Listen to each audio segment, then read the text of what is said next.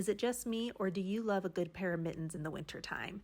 I just got done making these flip top convertible mittens on my 48 needle circular knitting machine, and I'm going to go through step by step how you can make one for yourself. This will be a multi-part tutorial. I will try to make it as concise and easy to follow as possible for you. The yarn I use is Simply Soft Party in Silver Sparkle, and I will have a direct link to my Amazon storefront to this yarn. To get started, I'm going to cast on, starting at the white needle, over and under each needle one time around using waste yarn that's a contrasting color to my project yarn. Then I will do between 5 and 7 rows of the waste yarn and put it in the middle.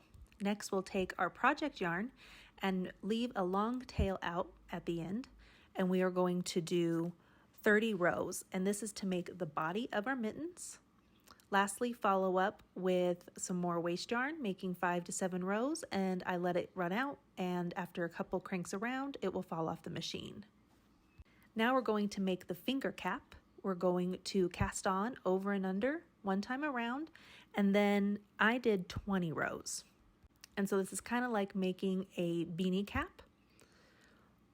Once you get 20 rows, you're going to follow it up with a waste yarn again, and you want it to be a contrasting color in a similar weight to your project yarn.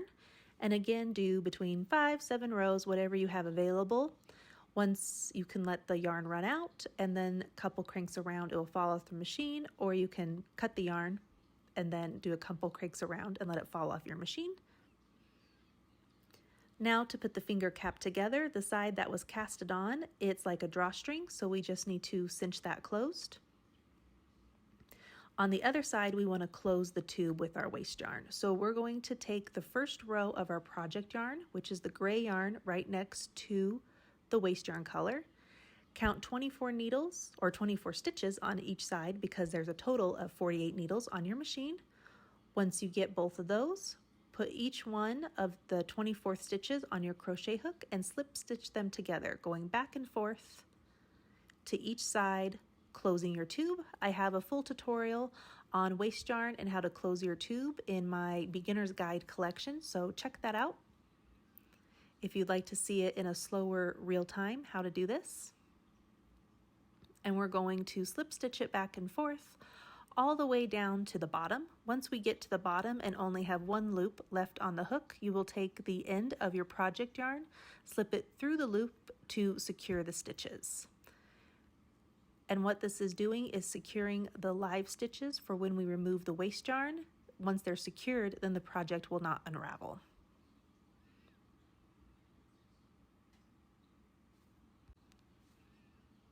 Now we're getting down to the end, and sometimes there's a couple stitches that are hiding in there.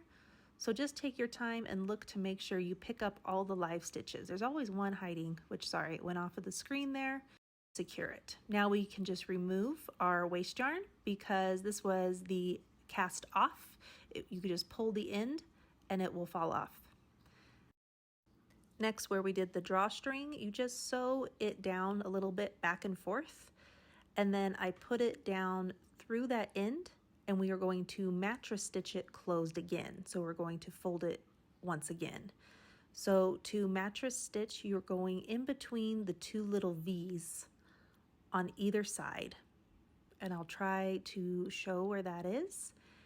And you'll just go back and forth all the way down. And I was just trying to find the easiest way to show you and the most comfortable way to sew it. And by doing a mattress stitch, once you pull it close, you won't be able to see the yarn that you're using to stitch with, and it will kind of look invisible where you can't see where you close the tube together. So almost make it look like it was one piece, even though it's not. And sometimes if you pick up the wrong part of the stitch doing the mattress stitch, you'll see kind of a line where it doesn't come together.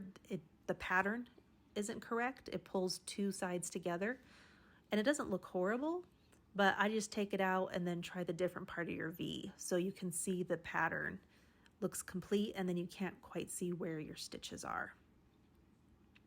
And so you're just going to do this all the way down to close it into place. And you do this in between the little V of your stitches, and you pick up that middle piece of yarn. Here's just a close-up in real time so you can see where that's at. And we're going to do this all the way down to the bottom. Once we get to the bottom, we want to close it together, and I just do a couple stitches back and forth at the bottom, and then I knot it to secure, and we're going to leave out the end for right now. So just do a couple stitches back and forth, and then make a knot. So there's how it's going to look on your hand, the cap part of your mitten. And then I just knot the two project ends together to secure. Now we're going to do the body of the mitten. And this is the same thing like the bottom of the finger cap. We are just going to slip stitch the tube closed on both ends.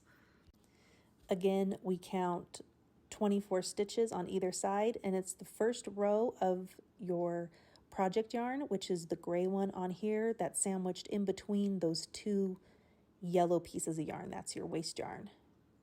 And take your crochet hook, and we're just going to slip stitch them back and forth all the way down. So this is just like if you watched my fingerless glove tutorial. That's exactly what we're making here, but then we'll be adding that cap, finger cap, and then also a thumb. And then also what I did on here too is I'm going to show you how you can make a thumb also using a 22 circular knitting machine. If you did my other mitten tutorial, I crocheted the thumb. This one I'm going to use the knitting machine because I had some comments where people said they don't crochet and weren't wanting to learn how to crochet. So here's an option you can also do with the knitting machine. So that will be coming up in the tutorial. Once you closed it down, you're going to remove your waste yarn. And then on the other side, we're going to do the exact same thing. Just close down your tube. Make sure you start at the same point so your project isn't twisted. So that's why I always have the end tail of my waste yarn and the tail end of my project at the bottom. And then I count those stitches on either side just to make sure I'm even. That's my reference point that I feel like works for me, so it's not off. Once that's all completed, then we're going to remove our waste yarn again. Now that's done, we're going to fold it in half. And then we're going to do the same thing. We're going to mattress stitch up along the side of our mitten to make the body of it. And then you just want to every now and then put it on your hand to see about where you want your thumb hole. And what I would do is, as I was mattress stitching, I would put it on so you could see where your thumb hole was, and then I'd also put on the finger caps to kind of gauge where I wanted to stop to make the hole for the thumb, and then continue mattress stitching up.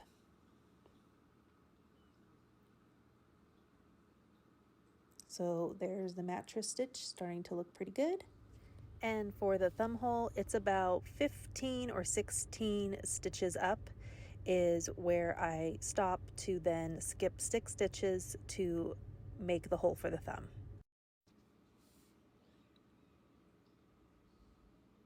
And the hole for your thumb, we want to, I like skipping 6 stitches on one side and then count over 6 stitches as well on the other side. When I get to the 6th one, I pull the yarn through, making our hole, and then continue mattress stitching up all the way to the top, and then I sew it to close the tube together, making another knot. And I use the 2 project end tails and I knot it down to secure it in place. And there you go. There's the 2 pieces together. So next we're going to start sewing our mitten.